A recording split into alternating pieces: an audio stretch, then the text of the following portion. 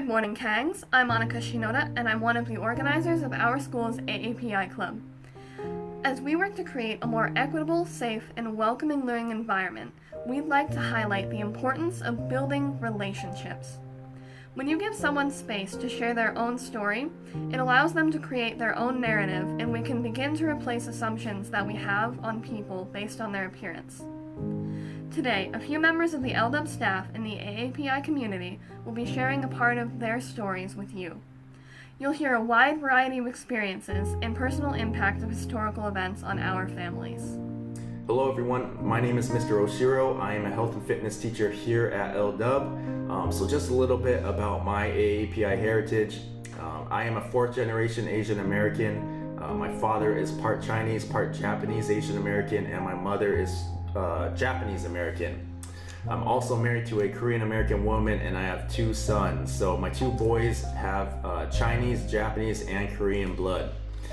So just a little bit about how my family immigrated to America. Both of my sides, my Chinese and Japanese sides, actually immigrated to Hawaii in the 1800s. So I was very privileged and lucky to hear a lot of stories from my elders on how it was coming up being Asian American in society. So two people that stand out in my head that affected my life were my great-grandmother, my Chinese great-grandmother, who I would call Typo, and my Japanese grandfather. So my Typo was actually born in Hawaii in 1903 and passed away in 2005. So she was here for a long time and was able to pass down a lot of her stories and experiences to me. My grandfather, who was placed in the Japanese internment camp in 1942 in Idaho during World War II, also had a huge effect on my life. He taught me a lot about his experiences and stories being oppressed in the internment camp and being Japanese American during that time. Because if people don't know, in 1941, when Japan bombed Pearl Harbor in Hawaii, everyone in America that was of Japanese descent, even if you were born in America, was placed into an internment camp. So essentially you were a prisoner for over a year. So my grandpa was placed in that internment camp when he was a teenager, saw a lot of things, and really taught me at the end of the day to treat others with respect, no matter their sex, religion, creed, or color. So again, I'm really thankful for his stories and what he passed down to me. So a little bit about me growing up in my household. My brother and I would eat a lot of Hawaiian food, Japanese food, and Chinese food in our household, and we would also mix the languages. So we'd be speaking using Hawaiian words, Japanese words, and Chinese words in the household and at the dinner table. So when my wife and I were dating and she'd come over to my parents' house to eat, she would think we were speaking garble, because she was saying, you guys are using so many different words from different cultures and placing them into one. So she really didn't know what we were speaking. But for me, at the end of the day, I'm really thankful and lucky to be able to experience that and to be able to know how to incorporate different cultures into one. So that's just a little bit about how I grew up, who I am, and how the AAPI heritage relates to me. So everyone, thank you for letting me share my story and my AAPI heritage with you all. Hello, my name is Miss Ansari, and I identify as Southeast Asian because I was born and raised in Pakistan, which is in the Southeast Asian part. I can speak 4 languages, English, of course, Urdu, Hindi, and Punjabi. And I was a military kid, so the first time I came to the United States was in 1995 in Ohio, and because my dad came to do his master's, and I landed in 6th grade elementary school with new language, new culture, new ways of studying, new ways of just being around people, and little new nuances. And my world just flipped. I was trying to figure out how people interacted in schools, how people interacted with each other, what was okay, what was not okay. So as an EL student, if you are an EL student in my class, I completely understand what you might be going through, that culture shift, that trying to figure out and navigate your environment. I get that. The second thing that I wanted to share about myself is that when I came to the United States second time, I went back after 7th grade. The second time I came back to the United States was when I was 20 years old as an adult, and later on I also started wearing the hijab. So the hijab and being a Muslim is a big part of my Asian identity as well. Because of my hijab, I am very mindful of the spaces that I walk or the situations that I put myself in, because I want to be safe. As an adult, walking down the streets, I have heard comments, I have been yelled at, I've been screamed at. I have also had my children being mistreated while they were with me because of my hijab at the airports. But at the same time, I wear this on purpose as well, in solidarity with the Muslim students, because I, as an adult, am able to take on that assault that may come to me. But at the same time, I'm mindful of my presence. I am mindful of the spaces that I walk in, and I'm mindful of the impact that I may have as a Muslim walking down the street, or as a Muslim being in a classroom, because then you get to see another side of a Muslim person, which the media sometimes does not tell you, right? So I am careful of the spaces I walk in just to protect myself, but I'm able to defend myself now after years of being okay with it, being okay to stand out even though if I don't want to stand out. The third thing that I wanted to share about myself is that when I came to the United States, I was on a non-work visa. And I was studying. So on non-work visa, I was also an international student. That was not working out. It took me 17 years to get a bachelor's degree. I started when I was 20. I finished when I was 37. I moved to Canada. I went to Bellevue College. I transferred my credit from Pakistan. So I moved my things around constantly just to make it work. And if you're in that boat where you're struggling, I want you to hear that it's possible. So if that is one thing, that's something that you really want to achieve. And I finally got my bachelor's degree after 17 years. And then a year and a half later, I got my master's degree to get certified to teach.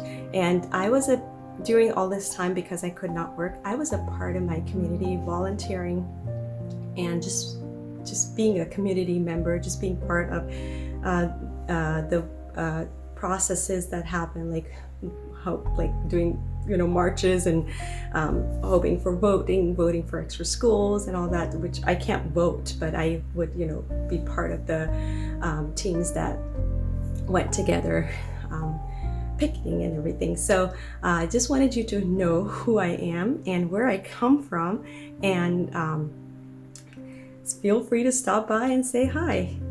Good to talk to you. Mabuhay. I'm Mrs. Lamance, and I was born in the Philippines.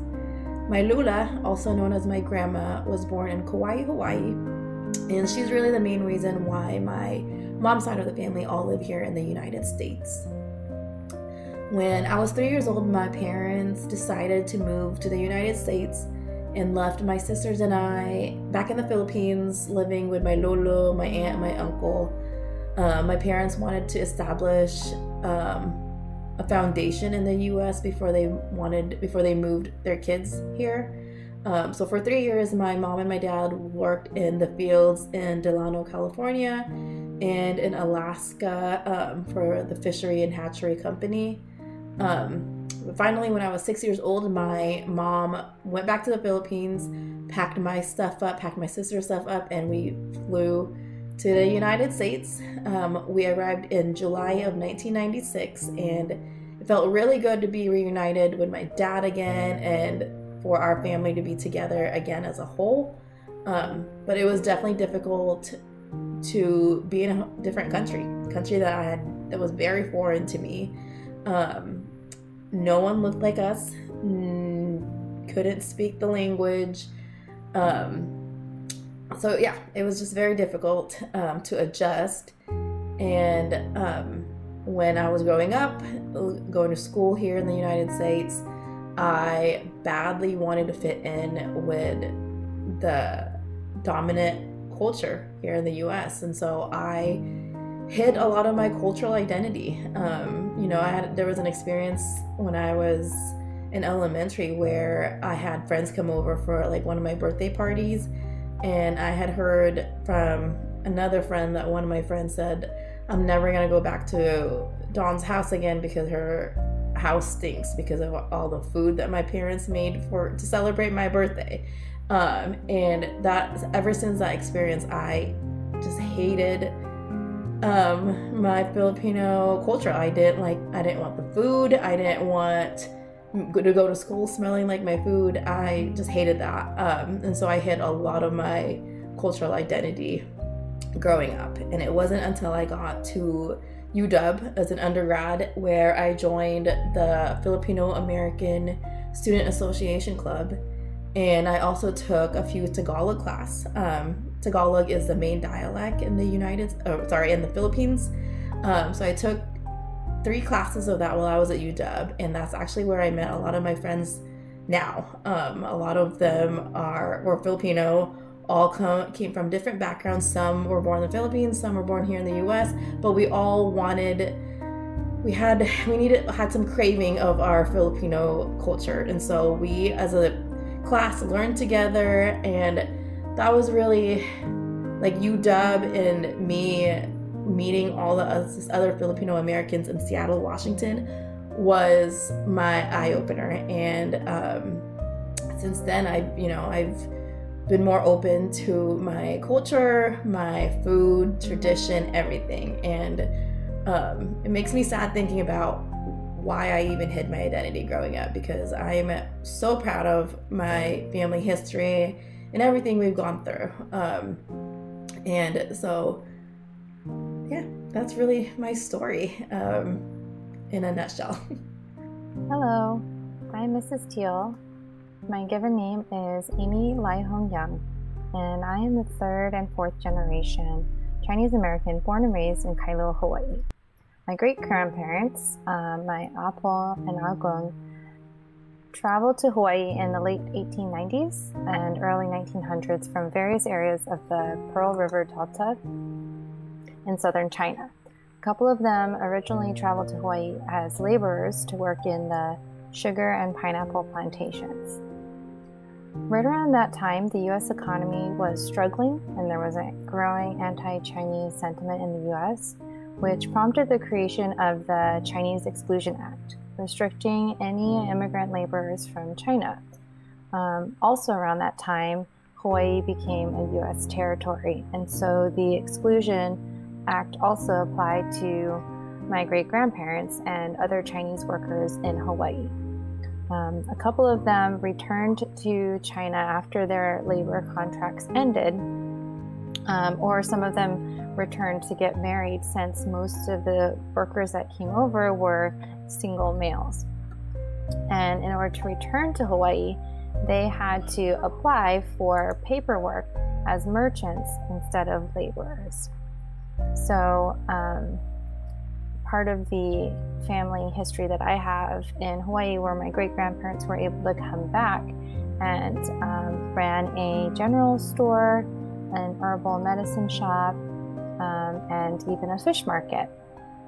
But there was a blending of cultures from immigrants all over Asia and the Pacific, along with Hawaiian traditions and the American influence as well. So at the general store grandparents ran on Kauai, we sold and made Lauhala fans and traditional Hawaiian instruments, along with Chinese herbal medicine. Part of my family legacy from my great-grandparents is the fish market that evolved into a Hawaiian food restaurant, selling traditional laulaus, and also some Chinese food, some other local Asian food as well. You can see in the picture that there's a real melding of cultures, where even though we sell a lot of traditional Hawaiian food, we still celebrate a lot of Chinese traditions, and so the restaurant gets blessed every Chinese New Year by, and a line dance goes through to bring in good luck and prosperity, and to chase away any bad spirits for bad luck. So that's just a little bit about my story, my family story growing up in Hawaii. And can't wait to meet and talk to you and learn about your story. Hi, 大家好，我是吕老师。Hello, everybody. This is Dr. Lu. Here's a little something about myself. I was born and raised in China. I came to America around the turn of the century to attend grad school. I got a doctor's degree in physics, and after that, I did physics research for some years. It was fun. I got to travel a lot, so I really enjoyed that until my daughter was born. Research is a very, very stressful job, 24/7. You always have to worry about fundings and publications and stuff like that. And plus, my job took me away from my daughter quite often because I had to travel a lot. So after she was born, I didn't enjoy the job as much anymore. I quit and stayed home with her for a few years until she started school.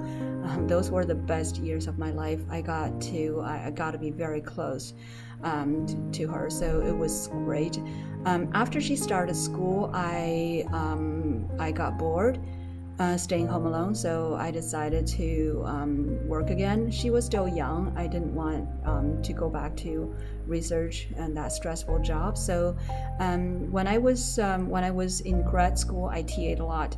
TAs in college is very different from high school. You actually get to spend a lot of time interacting with kids. You get to host your own office hour, and I actually had to teach the class quite a few times when the professor was traveling. So I enjoyed that time I spent in the classroom with kids a lot. So when it was time for me to choose my second career, I decided to give teaching a try.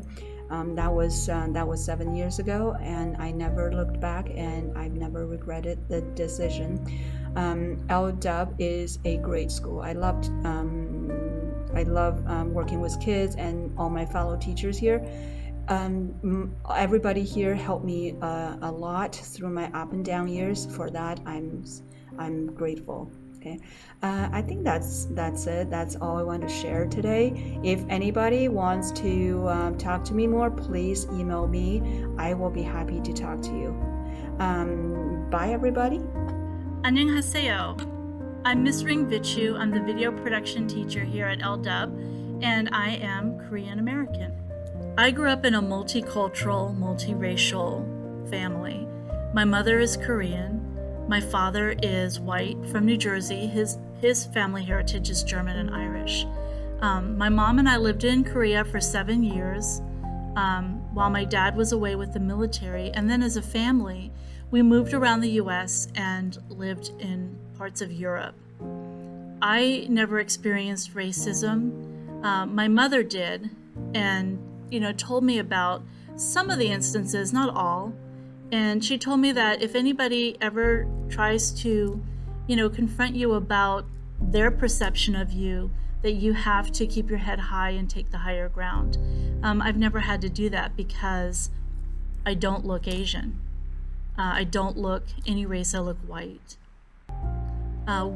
One of the things I struggled with, though, was, do I have the right to claim my Asian heritage because I don't look it? And my mother always said, do it, embrace it. You are Korean, you are German, you are Irish. Claim all of it. And her words didn't hit home to me so much, so powerfully as they did this year when I was talking with students in my classes who are more than one race or culture. And they expressed doubts too about whether they were allowed to embrace their ethnicity or, the part of their family background that isn't so easily seen by others. And so I say what my mother told me, I say this to you too. Embrace all of it. All of this makes you who you are. So you don't have to pick a lane. You belong in all the lanes. Hold your head up high, Represent who you are, and don't let anybody try to attack you. You just hold your head high, take the higher road, because they don't know your story, you do, and it's up to you to tell your own story. Please check out these organizations for more information about how to either learn about your own cultural background or to just be an ardent supporter and ally.